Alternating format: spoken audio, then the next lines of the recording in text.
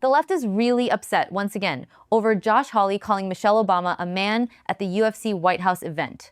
But of course, what we're going to see today is Greg Gutfeld calling out the insanity of this entire situation. But before we begin, don't forget to like, share, comment, and subscribe. It helps the channel out a lot. All right, let's check it out. Loving our country is starting to sound like an abused spouse saying they love their abuser. I can't love the country that's led by Donald Trump. And just take a really deep breath in and breathe in all that hope, all that love, and just breathe out all that fear.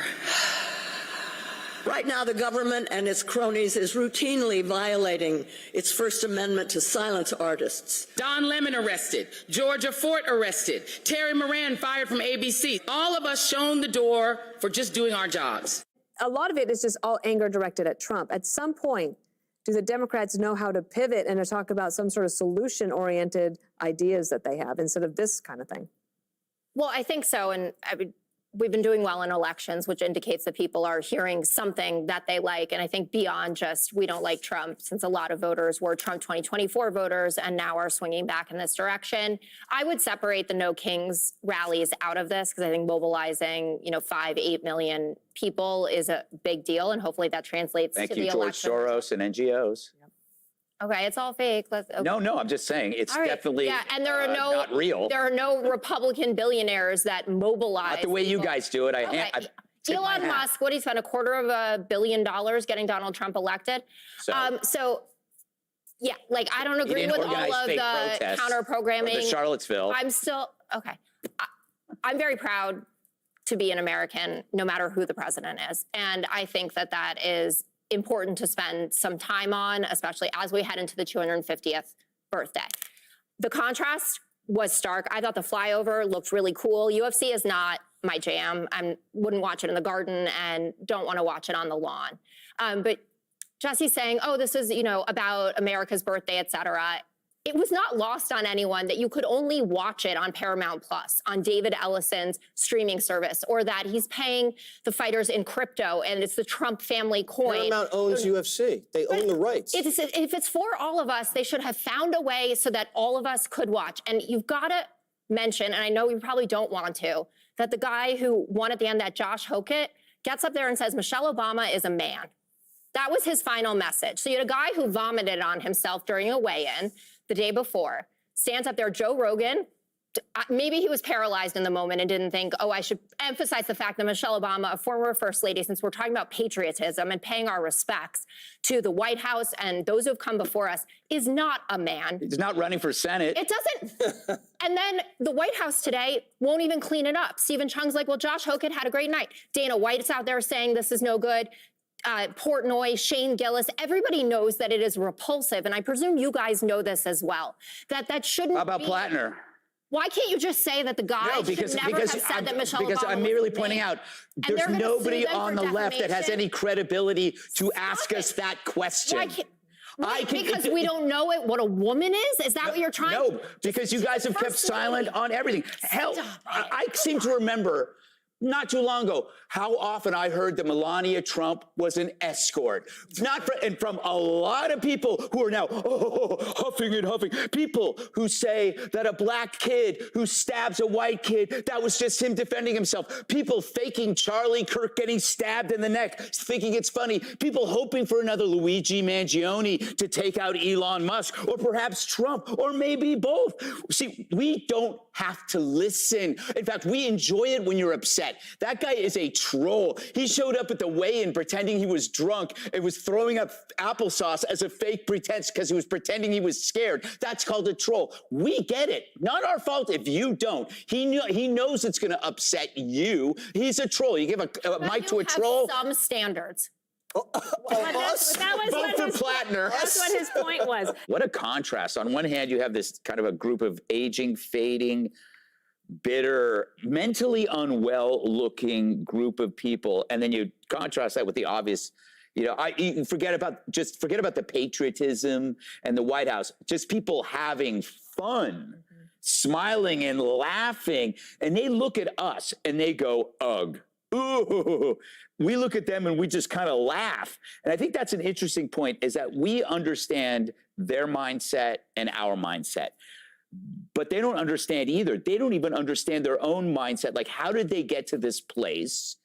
And why are they so angry? Because if it were any other variable besides Trump, they would think they were being irrational. But for some reason, it is one giant blind spot, and they've sacrificed all their credibility. I mean, they can't come after us for being disgusting about having this UFC fight when you had a trans party at the White House with Joe. So it's kind of like, you know what? This is fun. This is great. It appeals to a lot of people. You guys look very sad right now, and you might, honestly, I could help them. We have tried to help them. Right. And her breathing exercises, she's right about the breathing exercises. They do help, but they don't help in the way she's doing it. You don't get a bunch of angry people together and go, I know you're really angry, breathe with me. See you later, I'm off on my private jet. Mm-hmm. They actually have to do that every morning and think about something other than Trump. The complete breakdown from progressive pearl clutchers over Josh Hawley and the right having a laugh at the UFC White House event is pure comedy. The left is so utterly broken by the spectacle of UFC Freedom 250 on the South Lawn that they've completely lost their sense of humor. Greg Gutfeld absolutely liquidated their fake outrage on the Five. While conservatives are out there packing the lawn, celebrating the country's 250th milestone, and telling jokes, the Democrats are huddled in a corner, losing their minds over a baseline internet troll. Watching the media throw a tantrum because Josh Hawley played into the long-standing meme about Michelle Obama is insane. They want to police every joke, while aggressively ignoring the absolute radicalization in their own backyard. Gutfeld laid it out perfectly. The left has zero ground to stand on when it comes to offensive rhetoric after the way they have treated Donald Trump and their entire family for a decade. The double standard is completely off the charts. One side is out there throwing a historic, massive celebration for America's birthday, and the other side is out there grifting. As usual, the left's No Kings protest looked incredibly pathetic compared to the raw energy of the UFC event. Robert De Niro and Bette Midler crying about fascism while the right mobilizes the meme machine and actually enjoys life is the ultimate contrast in American culture today. The left loves to lecture everyone about tone and civility, but notice how quiet they get when their own base actively celebrates the death of conservatives or defends political violence. They will cozy up to radical socialists like AOC and idiots like Hassan Piker, who talk about letting the streets run red with blood. But a joke about Michelle Obama and her husband is treated like a threat to democracy? It's crazy. It's hilarious how the Democrats are entirely unequipped to handle getting the same trolling treatment they've been dishing out for years. For 4 years under Biden, Republicans dealt with a country falling apart and far worse abuse from the Democrats. But the moment the script flips and they are on the receiving end of a joke, they turn into total ancient fuddy-duddies. They are completely out of touch, out of ideas, and totally miserable. Gutfeld perfectly summarized why the left is bleeding credibility by the day. They have zero self-awareness. They'll ruin their own reputations, defending figures like Graham Plattner or turning a blind eye to left-wing street violence.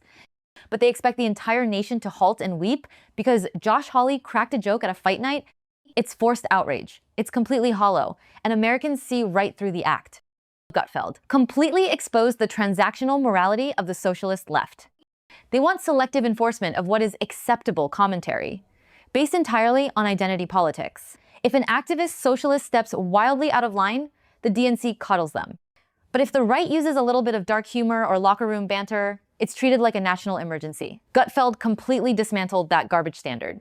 This segment is an unvarnished reminder that the political establishment will sacrifice any shred of consistency just to protect their fragile worldview. They are completely miserable, and they want everyone else to be miserable with them.